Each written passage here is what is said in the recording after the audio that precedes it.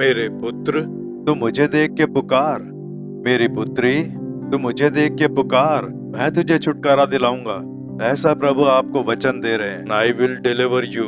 अवश्य जैसा कहा छुड़ाऊंगा, संकट से तुझे छुड़ाऊंगा, कर्ज की समस्या से छुटकारा दिलाऊंगा। कमाई नहीं है उसे दूर करूंगा, संकट की परिस्थिति दूर करूंगा। प्रभु ने कह दिया, यानी छुटकारा।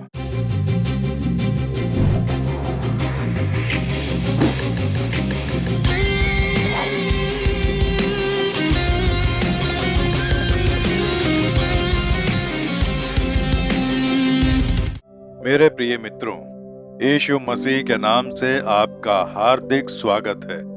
अभी अभी लग रहा था जैसे नया साल शुरू हो गया है, लेकिन साल का एक महीना भी पूरा हो गया। हमें दूसरा महीना दिखाने के लिए परमेश्वर की स्तुति हो। आज के दिन, इस महीने के लिए प्रभु ने कौन सा वचन रखा है? मैं क्या बोल के प्रार्थना करूं जिससे आशीर्वाद मिले हमारे लिए? और क्या क्या है? वचन और प्रतिज्ञाएं जो हैं, वो सिर्फ बातें करने के लिए नहीं है। उसे बोलकर पूरे विश्वास से रखकर जब प्रार्थना करेंगे तो आशीर्वाद और स्वतंत्रता प्राप्त होती है। इसलिए इन वचनों को बड़े ही ध्यान से सुनकर उन वचनों का आशीर्वाद प्रार्थना करके प्राप्त करें। ठीक है, तो प्रभु ने मुझे कौन सा वचन दिया है? भजन संहिता की पुस्तक 50वां अध्याय, उसका 15वां वचन। संकट के दिन मुझे पुकार, मैं तुझे छुड़ाऊंगा और तू मेरी महिमा करने पाएगा। ऐसा प्रभु कह रहे हैं। मुझे देख कर पुकार, मैं तुझे छुड़ाऊंगा। बस इतना ही, मुझे देख के तू पुकार, मेरा नाम लेकर पुकार। तो यहोवा को देखकर, यहोवा यीशु को देखकर जब आप पुकारेंगे तो आपको छुटकारा मिलेगा। हो सकता है आज आप किसी संकट की परिस्थिति में हो सकता है बीमारी का संकट, या कर्ज की समस्या का संकट, या मनुष्यों के द्वारा पैदा होने वाला संकट, या किसी कुदृष्टि द्वारा संकट। ऐसे किसी परिस्थिति के कारण संकट, क्या इससे बाहर निकल सकता हूँ? कोई छुटकारा पा सकता हूँ? नौकरी की जगह पर, बिजनेस करने की जगह पर, या परिवार में इस प्रकार का एक संकट आ गया है, क्या इससे छुटकारा मिल पाएगा? ऐसा आप सोच रहे होंगे। प्रभु कह रहे हैं, मेरे पुत्र, तू मुझे देख के पुकार। मेरी पुत्री, तू मुझे देख के पुकार, मैं तुझे छुटकारा दिलाऊंगा। ऐसा प्रभु आपको वचन दे रहे हैं। आप पुकारेंगे तो आप छुटकारा प्राप्त कर पाएंगे। देखिए, जब मैं एक बार उत्तरी भारत में सेवकाई के लिए गया था, तो वहां मेरी एक सेवक से भेंट हुई, लेकिन उसका नाम मसीही नाम नहीं था। इसलिए मैंने उनसे मिलकर कहा कि तुम्हारा नाम बिल्कुल अलग सा है, ये कैसे? मैंने उससे पूछा तो उसने कहा कि मैं तमिलनाडु से हूँ, वो भी एक ब्राह्मण के परिवार से हूँ। मुझे बहुत आश्चर्य हुआ। ब्राह्मण के परिवार से होते हुए, हाथ में बाइबल लिए हुए, यीशु का प्रचार करने की सेवकाई करते हो, ये सब कैसे? तब उसके जीवन में जो घटा वो मुझे बताया। एक बहुत ही भक्ति रखने वाले संस्कारी परिवार में वो पला, लेकिन ईश्वर से उसका विश्वास उठ चुका था। जहां देखो धोखाधड़ी। मुझे ये सब अच्छा नहीं लगा। उल्टा हमारे पैसे खर्च होते हैं, हमारा समय बर्बाद होता है। इसलिए कोई ईश्वर नहीं है, मनुष्यों के द्वारा बनाई गई एक संप्रदाय है। और मैंने मान लिया कि कोई ईश्वर नहीं है।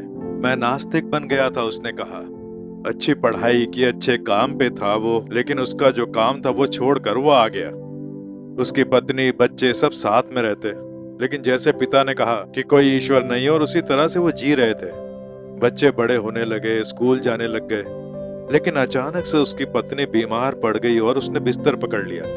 पत्नी को बचाने के लिए कई अस्पतालों में गया, काफी खर्च भी किया, लेकिन बीमारी ठीक नहीं हो रही थी, बल्कि बीमारी और बढ़ती ही जा रही थी। और काफी समय बीतने के बाद उसकी पत्नी बिल्कुल मरने की अवस्था में आ गई थी। तब खाना इसे ही बनाना, बच्चों को भी संभालना, स्कूल लाना ले जाना, इस तरह घर के सारे काम वो करता ही रहा।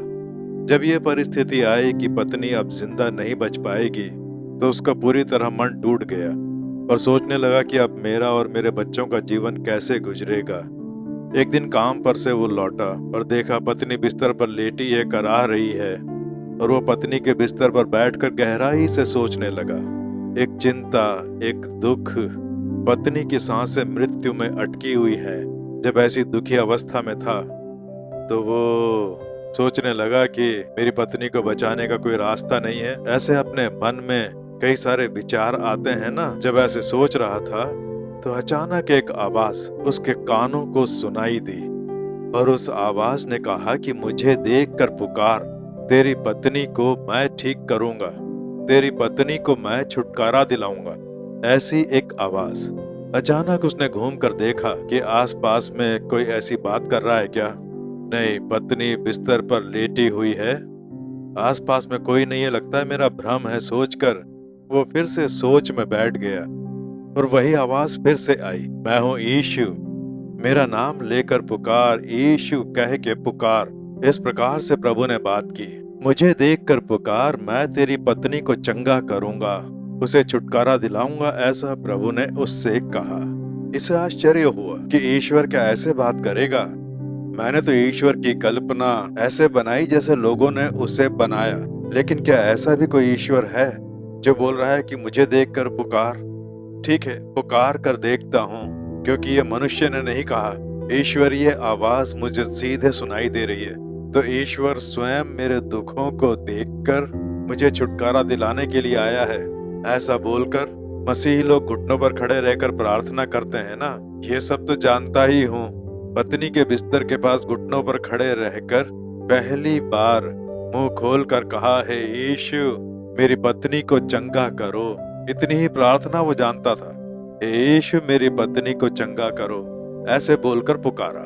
ये कब मुझे पुकारेगा, चमत्कार करने के लिए तैयार है। इस प्रकार से प्रभु ने तुरंत अपने सामर्थ्य का उपयोग किया और प्रभु का सामर्थ्य उसकी पत्नी के अंदर उतरा और मरणशैया बदल गई।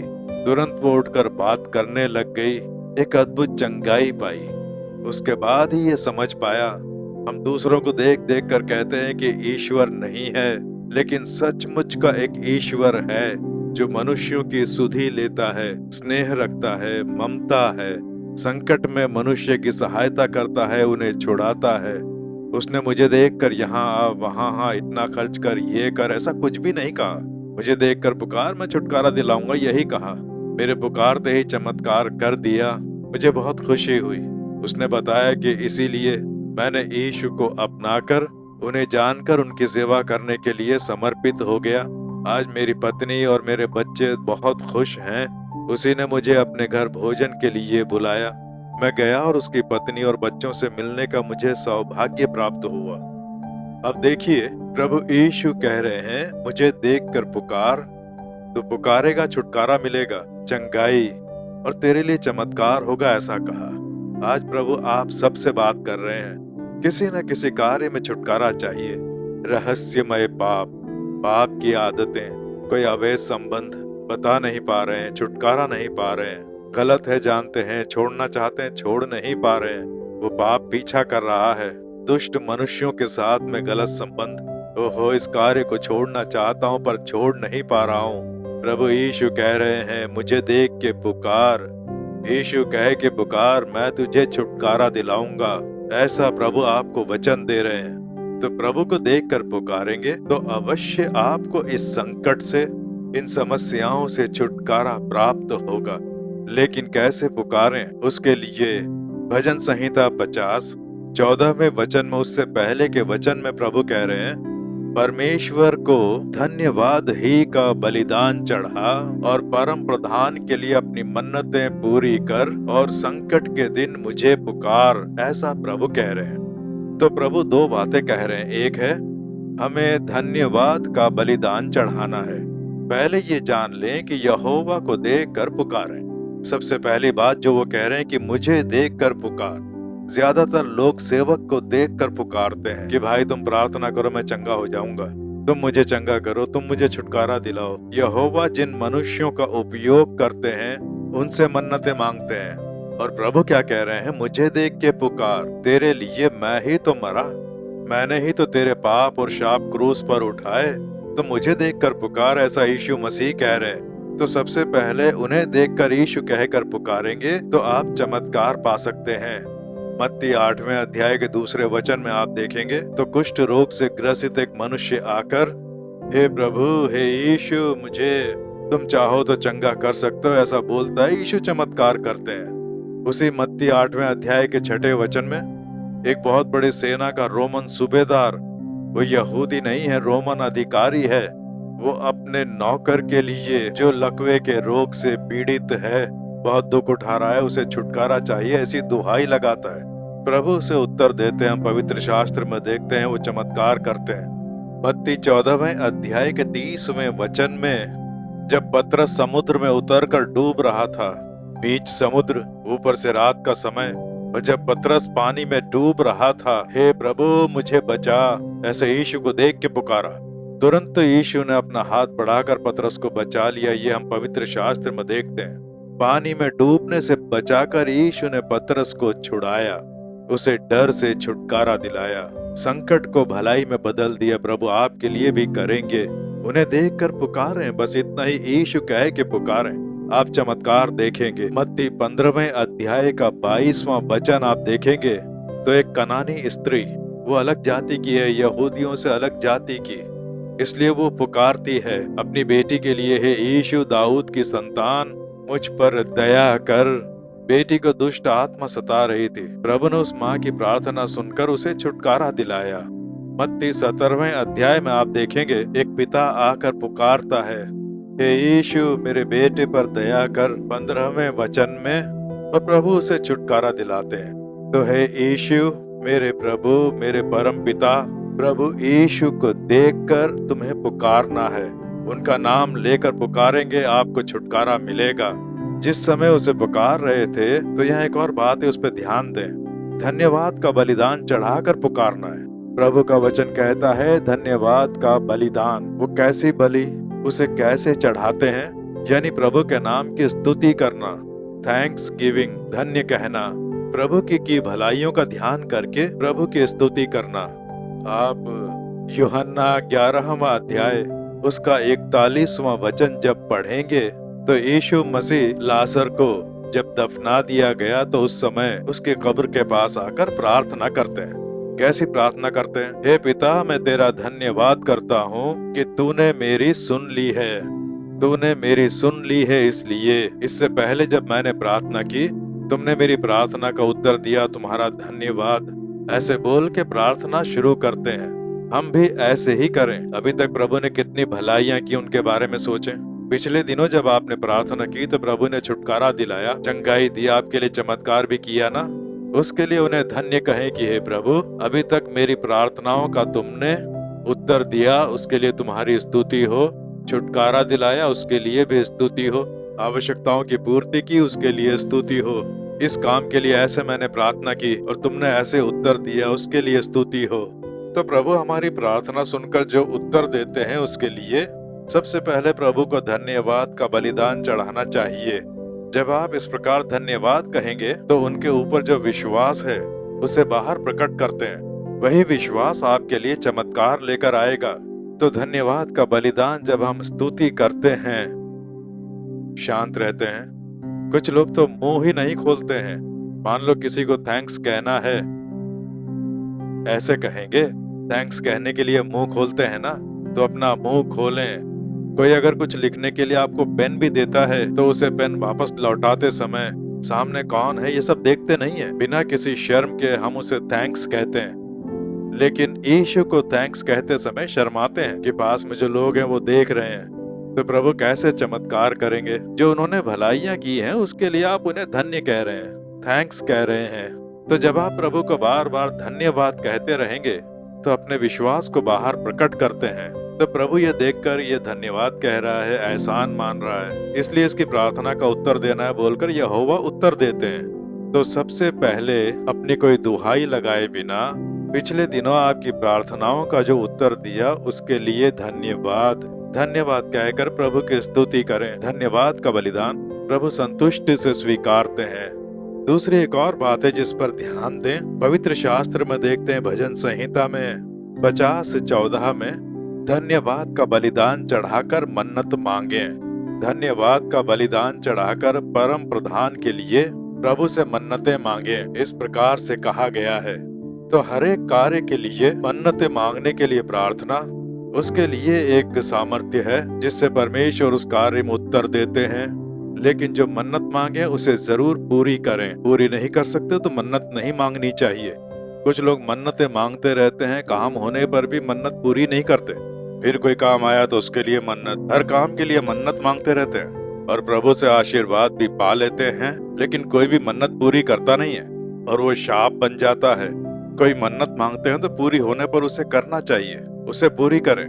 पवित्र शास्त्र में 1 शामुएल पहले अध्याय में 11वां वचन जब पढ़ते हैं तो उसमें हन्ना नाम की स्त्री प्रभु के समूह में आकर मन्नत मांगती है। उसकी कोई संतान नहीं है, निंदाएं, अपमान, इस कारण बहुत दुखी रहती थी। वो स्त्री प्रभु के समक्ष आंसू बहाकर रो रो के प्रार्थना करती है। तब वो एक मन्नत मांगती है, मन्नत मांग के प्रार्थना करती है। कैसी मन्नत मांगती है कि मुझे एक पुत्र दो, एक पुत्र दोगे तो मैं तुम्हें ही अर्पण कर दूंगी, मुझे नहीं चाहिए, वो मैं तुम्हें दे दूंगी। तो पुत्र की मन्नत क्यों मांगी? ताकि निंदा दूर हो जाए। मेरा अपमान करते हैं, मुझे बांझ कहते हैं, बुरा भला बोलते हैं, मेरे मन को बहुत ठेस पहुंचती है, वो दूर हो जाए। बोलने वालों का मुंह बंद हो जाएगा ना, उसके बाद वो कुछ नहीं बोलेंगे ना। उसके लिए मुझे एक पुत्र दो, उसे मैं तुम्हें ही अर्पण कर दूंगी। ऐसी मन्नत मांग कर प्रार्थना की।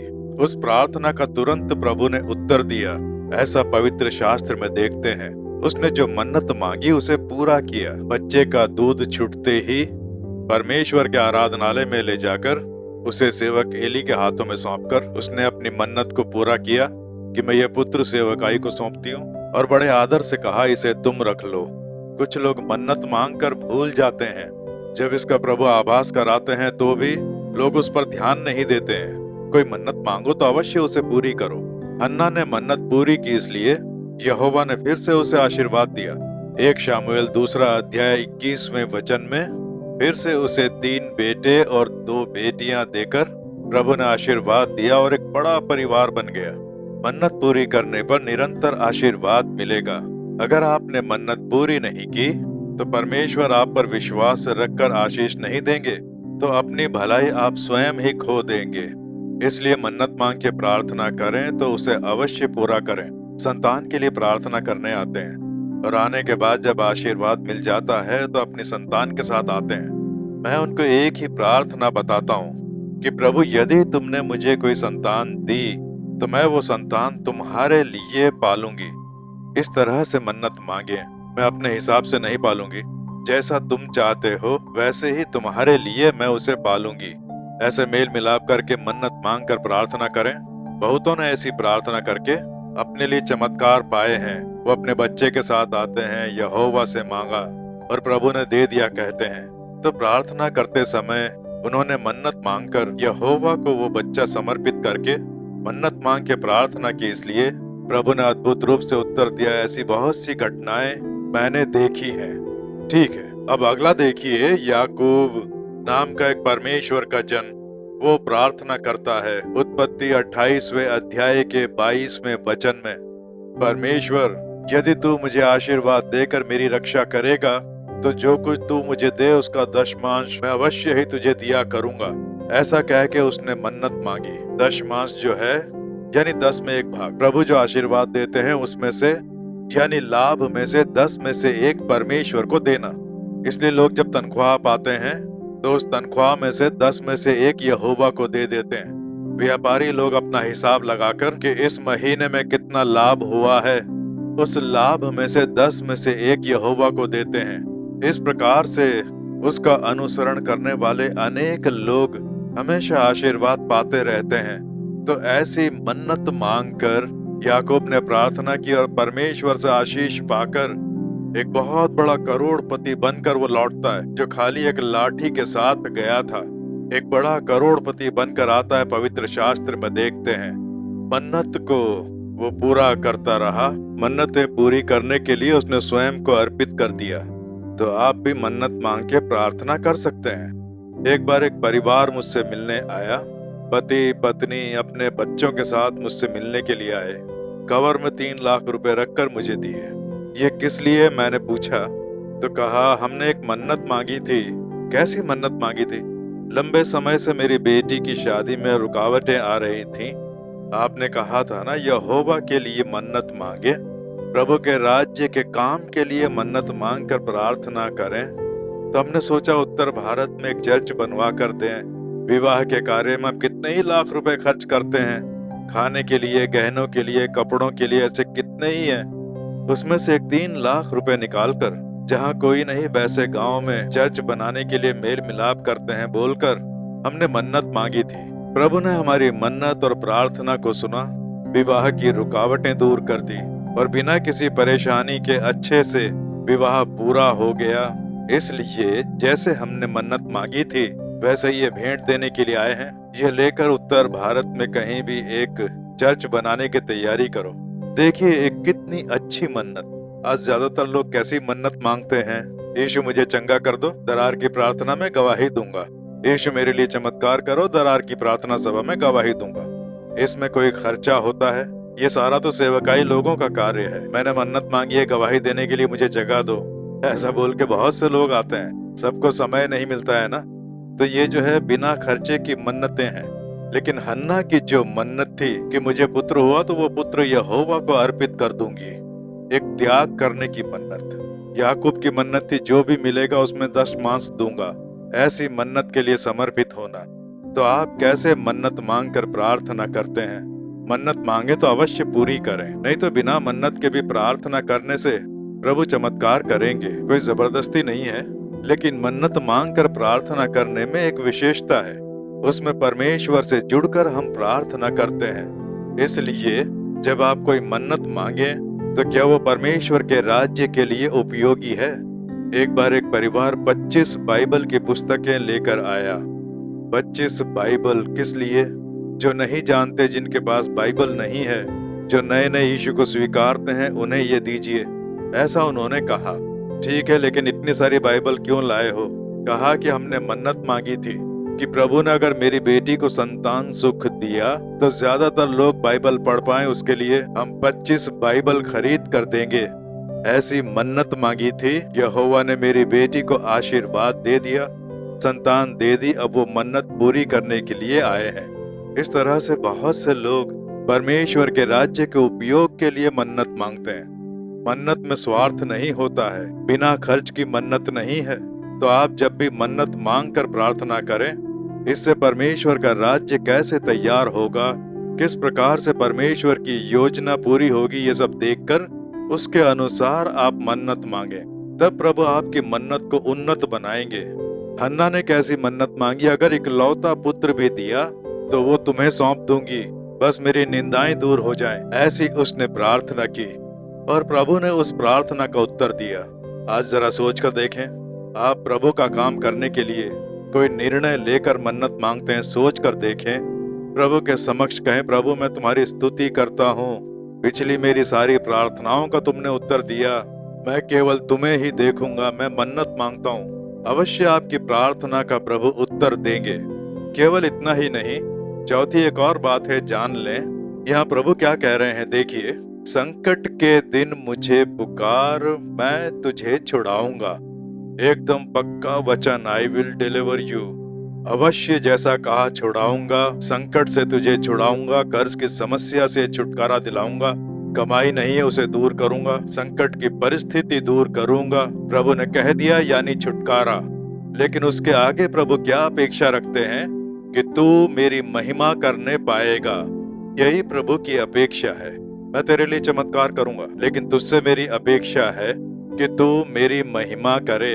यीशु ने मेरे लिए ये किया, यीशु ने मुझे ये दिया, ये मैंने यीशु मसीह के नाम से पाया बोलकर तुझे मेरी महिमा करनी होगी। प्रभु का विश्वास यही है कि तू मेरी महिमा करने पाएगा, ऐसा प्रभु कह रहे हैं। तो उसके लिए समर्पित होना है, उनकी भलाइयों को भूल कर छुपा कर न रखने के बजाय, यीशु ने मेरे लिए ये चमत्कार किया, आज मैं बहुत अच्छा हूँ, ऐसा दूसरों को बताएं। संकट के समय, समस्याओं के बीच प्रभु ने कैसे सहायता की, उस प्रार्थना का परमेश्वर ने कैसे उत्तर दिया, उसके बारे में लोगों को बताकर आप उनकी महिमा करें। तब प्रभु के मन में आनंद आएगा, वो निरंतर आपके लिए चमत्कार करेंगे। कुछ लोग एक ही आशीर्वाद पाकर रुक जाते हैं, क्योंकि परमेश्वर की महिमा न करने से प्रभु देखते हैं कि इसे आशीर्वाद देने से क्या फायदा। उन्होंने ना कोई पैसा मांगा, ना कोई जायदाद मांगी, गले में पहनने के लिए सोने का हार नहीं मांगा, तो मेरी महिमा कर, बस इतना ही। अब हम प्रार्थना करेंगे। किसी एक कार्य में आपको छुटकारा चाहिए, अपने पापों से, अपने शापों से, रहस्यमय पाप पीछा कर रहे हैं उनसे, शैतान की दृष्टि से आज छुटकारा मिलेगा। बीमारी, डर, वेदनाएं, संकट, इन सब से छुटकारा मिलेगा। उसके लिए अब हम प्रार्थना करेंगे और प्रभु अवश्य आपके लिए चमत्कार करके आपको प्रसन्न करेंगे। अब हम प्रार्थना करेंगे। आप प्रभु से किस बारे में छुटकारा चाहते हैं, पहले आंखें मूंद कर उसे सामने लाएं। आपको कर्ज की समस्या से छुटकारा चाहिए, बीमारी से छुटकारा चाहिए, डर से आपको छुटकारा चाहिए, डिप्रेशन से छुटकारा चाहिए, नौकरी की जगह पर संकट से छुटकारा चाहिए, या आपके पति को, पत्नी को, बच्चों को, अभिभावकों को छुटकारा चाहिए। ये निर्णय करें कि किसे देखकर प्रार्थना करने वाले हैं। मुंह खोल के जोर से प्रभु को धन्यवाद दें। मुंह बंद रखेंगे तो आपका मन कहीं भी भटक सकता है। शांत रहकर आंखें मूंद कर कुछ कह रहे हैं लेकिन मन कहीं और है। लेकिन जोर से बोलकर जब आप स्तुति करेंगे, धन्यवाद देंगे, तो आपका मन प्रभु के मन के साथ जुड़ेगा, आपकी प्रार्थना को सामर्थ्य मिलेगा। तो प्रभु को धन्यवाद का बलिदान देकर अब प्रार्थना करेंगे, मन्नतें मांगकर। यह आपकी इच्छा है। बिना मन्नत के भी प्रार्थना कर सकते हैं, मन्नत मांगकर भी प्रार्थना कर सकते हैं। यह आपकी इच्छा पर निर्भर है। पवित्र आत्मा से जुड़कर प्रार्थना करें। अब हम प्रार्थना करने जा रहे हैं। प्रभु का सामर्थ्य बाहर प्रकट हो रहा है। पवित्र आत्मा में मुझे इसका आभास हो रहा है। अब हम प्रार्थना करने वाले हैं। हो सके तो घुटनों पर खड़े हो जाएं, आंखें मूंद कर यीशु को देखकर, हे यीशु, पिछले दिनों मेरी प्रार्थना का उत्तर दिया, उसके लिए तुम्हारी स्तुति हो। मुझे छुटकारा दिलाने के लिए स्तुति हो। मेरी प्रार्थना सुनने के लिए तुम्हारी स्तुति हो। प्रभु की स्तुति करें, प्रभु को धन्य कहें। कहे, प्रभु पिछले दिनों तुमने जो मेरे लिए भलाइयां की उसके लिए स्तुति हो। मेरे लिए चमत्कार करने के लिए स्तुति हो। छुटकारे और चंगाई के लिए स्तुति हो। बदलाव के लिए तुम्हारी स्तुति हो, स्तुति हो, स्तुति हो। प्रभु हम तुम्हें धन्यवाद देते हैं, धन्यवाद का बलिदान चढ़ाते हैं। अब हम प्रार्थना कर रहे हैं छुटकारे के लिए। प्रभु इस बेटी को छुटकारा चाहिए, इस बेटे को एक छुटकारा चाहिए। अंदर ही अंदर दिखाई देने वाले रहस्यमय पाप, उनसे छुटकारा मिले यीशु मसीह के नाम से। जो पाप ये छोड़ नहीं पा रहे, उन पापों के बंधन टूटकर इन्हें छुटकारा मिले। सेल फोन जिन्होंने इसे दास बना रखा है, सीरियलों ने दास बना रखा है, अंधविश्वासी कार्यों में फंसकर दासत्व, दूसरों का मजाक उड़ाना, गुस्सा करना, चिड़चिड़ापन, इस दासत्व से छुटकारा मिले। यीशु के नाम से छुटकारा मिले। एक नया हृदय इन्हें प्राप्त हो। परम पिता, बीमारी, वेदनाएं, शरीर में दुर्बलता, प्रभु रो रो कर प्रार्थना करते हुए इन बच्चों को देखो। इसी समय तुम्हारा चंगाई देने वाला सामर्थ्य इनके शरीर में उतरे। यीशु के नाम से चंगाई, यीशु के नाम से छुटकारा।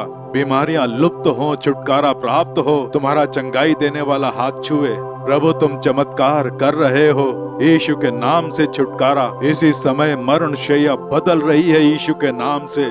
बीमारी के बंधन टूट जाए यीशु के नाम से।